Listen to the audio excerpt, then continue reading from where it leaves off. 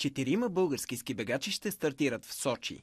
Това е най-многолюдният ни олимпийски отбор в тази дисциплина от 20 години насам. Амбициите са освен количество, българите да покажат и качество. Целта е място в топ 30, а с 14-то си място на 15 км за Световната купа в Шкоарска Поремба, Веселин Цинзов доказа, че тази задача е изпълнима. Разбира се, че съм доволен, доста повече от очакванията ми дори. Можеше малко повече, поне до 12-то място можеше. Силно се надявам да го повторя този резултат. На това състезание ги нямаше скандинавците и част от Русия. Но въпреки това с 14-то място мисля, че ще успея да влезна в топ 30. И ще стартирам на всички дисциплини без спринта.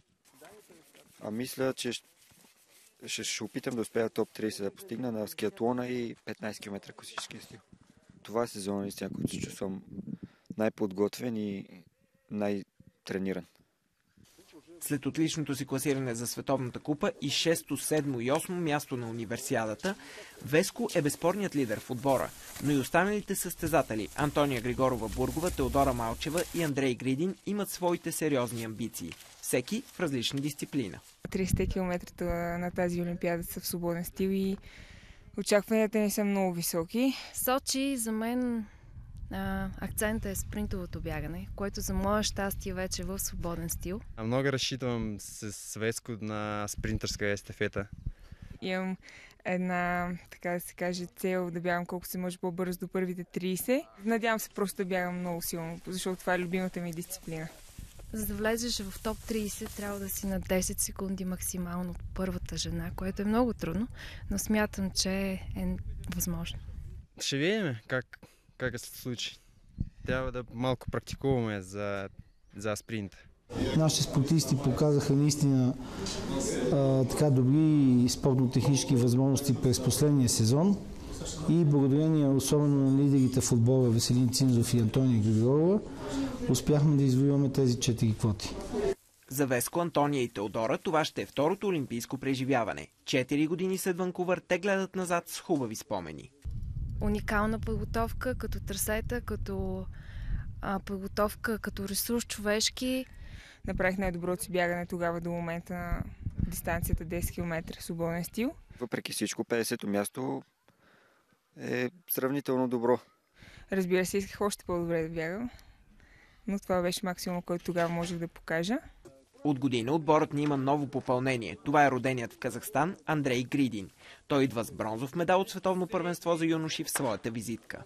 Има предложение от главния треньор Пламен Недялков и предложил да участва за България. За мен ми по-харесва в Европа и затова искам да живея тук. Мнозина от хората не могат да си представят колко трудно е българин да попадне в световния елит. Там, където щабовете на големите отбори са повече от състезателите, където техниката едва се побира в двуетажен тир.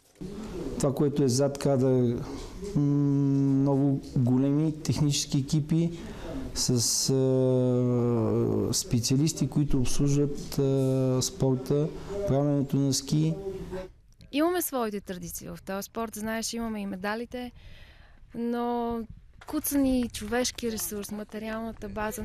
Няма нови трасета, няма поддържани писти. Този спорт е изключително достъпен и е хубаво да се обърне внимание от страна на държавата, да може да се направят нови трасета, нови писти, да се появят повече деца, за да имаме възможно в бъдеще да имаме и добри спортисти. Все пак си иска години на работа от страна и на треньори, и на състезатели и мисля, че е възможно, защото последните години се правят големи крачки в тази насока. Последните 4 години за тези 4 състезатели минават с ежедневната мисъл за Сочи. Олимпийските игри за тях са огромно предизвикателство и невероятна емоция. За мен Олимпиадата е една доста голяма отговорност, която съм поела още с завършването на предната. 4 години за всеки състезател са много километри, много работа, много лишения и надежди. Какво се случи за тези 4 години от Ванкувър до Сочи? Случи ми се, но е изключително важно събитие за живота на всеки един човек. Станах родител, майка съм, веднага след Ванкувър. Станах баща. Ами, мисля, че ме направи много по-щастлив като цяло и до някъде ми помага в подготовката. Малко по-трудно е с това, че в България няма добри условия и сме почти цялата зима в чужбина и не се виждаме много, но ще го преодолея някакси. Стискайте палци. На българските ски бегачи в Сочи. Гледайте олимпийските състезания по ски бягане. По Българската национална телевизия.